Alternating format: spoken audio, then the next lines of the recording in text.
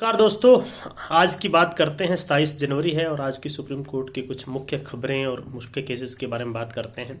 सबसे पहले तो आज जो है अटॉर्नी जनरल ने बॉम्बे हाई कोर्ट की नागपुर बेंच का एक डिसीजन, जो पिछले कुछ दिनों से सोशल मीडिया हर जगह पर क्रिटिसिज्म जिसका हो रहा है, हो इसलिए रहा है क्योंकि इस मामले में जो लर्नेड जज हैं उन्होंने जो पोक्सो के जो प्रोविजन है उसको लिटरल वे में इंटरप्रेट करने के हिसाब से इतना नैरोली उसको इंटरप्रेट किया है कि वो एक तरह से सही नहीं लगता है समाज के हिसाब से।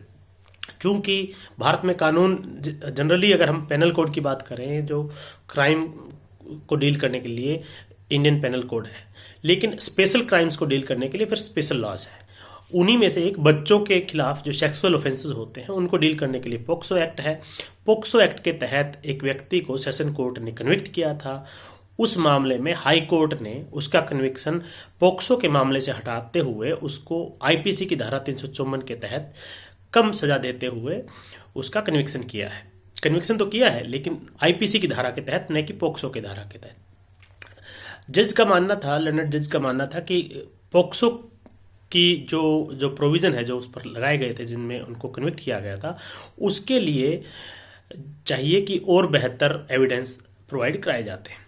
उसमें लिटरल इंटरप्रिटेशन भी किया गया कि स्किन टू स्किन कांटेक्ट जरूरी है अगर पोक्सो के सेक्शन 8 के तहत अगर सजा दी जानी है तो उस पर सबसे ज्यादा मीडिया में क्रिटिसिज्म हुआ है। और इस पर अटॉर्नी जनरल ने इस बात को चीफ जस्टिस ऑफ इंडिया की बेंच के सामने रखा और कहा कि इसमें सुप्रीम कोर्ट को सुओ मोटो कॉग्निजेंस लेते हुए इस पे कार्रवाई करनी चाहिए और उस डिसीजन को जो बॉम्बे हाई कोर्ट की नागपुर बेंच ने दिया है उसको स्टे किया जाना चाहिए। और सुप्रीम कोर्ट ने ऐसा किया है। अब ये मामला अटॉर्नी जनरल के मेंशन किए जाने के बाद अब आगे इस पर कार्रवाई होगी। इसी मामले में एनसीपीसीआर की तरफ से भी बॉम्बे महाराष्ट्र गवर्नमेंट को कहा गया था कि इसमें अपील करे जल्द से जल्द, और इसमें जो वुमेन कमीशन की तरफ से भी रिक्वेस्ट की गई थी और यंग बार एसोसिएशन की तरफ से भी इसमें एक पिटीशन फाइल की गई है। इसके अलावा आज संजीव भट्ट फॉर्मर आईपीएस रहे हैं, उनको बाद में निकाल दिया गया था और वो जेल में हैं आजकल। कस्टोडियल डेथ से संबंधित उनके ऊपर एक आरोप था, उसमें वो लाइफ इम्प्रिजनमेंट काट रहे हैं जेल में, और उस केस की भी आज सुनवाई होनी थी। कपिल सिब्बल उसे रिप्रेजेंट कर रहे थे और उस मामले को अब कोर्ट जो है 6 सप्ताह के बाद सुनेगा। इसके अलावा जो कल 26 जनवरी को जो फार्मर प्रोटेस्ट होना था और जिस रूट पर होना था उस पर ना होकर के जिस तरह से वायलेंस हुई और लॉ एंड ऑर्डर की सिचुएशन हुई, उस पर भी एक पिटीशन डाली गई है और एक चीफ जस्टिस ऑफ इंडिया को लेटर लिखते हुए सुओ मोटो कॉग्निजेंस लेते हुए इसमें इंडिपेंडेंट जुडिशियल इंक्वायरी किए जाने की बात इसमें की गई है। इसमें भी आने वाले समय में पता चलेगा कि क्या होता है। इसके अलावा आज सुप्रीम कोर्ट जो है हाई कोर्टों में एडिशनल जजेस की अपॉइंटमेंट के संबंधित एक केस की भी सुनवाई कर रहा है।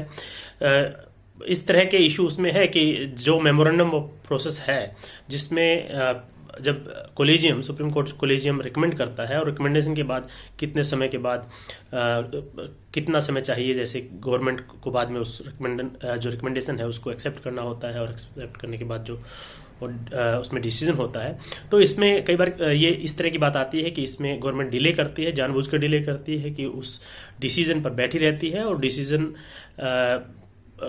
ये जो डिसीजन उसे देना होता है वो देती नहीं है यस और नो में। तो इस तरह के इशू उस एडिशनल जजेस के मामले वाली पिटीशन में भी सुने जा रहे हैं। इसके अलावा अगर बात करें तो तांडव सीरीज से संबंधित केस की भी आज सुनवाई होनी है। तांडव जो वेब सीरीज है, हालांकि उन्होंने माफी मांगते हुए कुछ सीन उसमें से विड्रा कर लिए थे, लेकिन उन पर मल्टीपल एफआईआर हुई है, देश भर के कई हिस्सों में हुई है। तो जब मल्टीपल एफआईआर होती है तो ऐसे मामलों में जो अक्यूज होता है वो सारे जो एफआईआर है उसमें से या तो एक ही किसी एक में कार्रवाई हो या सबको क्लब कर दिया जाए, इसके हिसाब से ट्रांसफर करने की भी उसमें बात होती है, उसमें भी सुनवाई होनी है। तो ये आज के कुछ मुख्य केस हैं। बाकी सुप्रीम कोर्ट को एक तरह से भारत का सुप्रीम कोर्ट, वैसे तो 26 जनवरी 1950 में जो पहले फेडरल कोर्ट होता था वो सुप्रीम कोर्ट बन गया था, लेकिन 28 जनवरी को